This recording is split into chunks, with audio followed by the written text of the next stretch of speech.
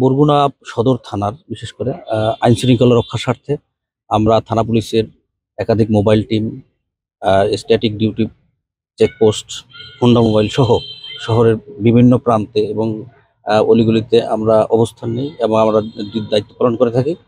In the রাত্র 1:15টার সময় এরকম একটা সংবাদ পাই আমরা যে আমাদের সার্কিট হাউস সংলগ্ন জুলাই স্মৃতিস্তম্ভের এখানে অগ্নিসংযোগের একটা ঘটনার শুনতে পেরে তাৎক্ষণিক এখানে চলে আসি। তবে এখানে তেমন ক্ষয়ক্ষতি আমরা আপাতত এখনো নির্ধারণ করতে সক্ষম হয়নি। বিষয়টি নিয়ে আমরা পর্যালোচনা করছি। এ সংক্রান্তে ঊর্ধ্বতন কর্তৃপক্ষের সাথে আলোচনা করে আইনগত ব্যবস্থা নেওয়া হবে। বর্তমানে আইন শৃঙ্খলা পরিস্থিতি স্বাভাবিক আছে এবং আমাদের শহরের টহল জোরদার রয়েছে।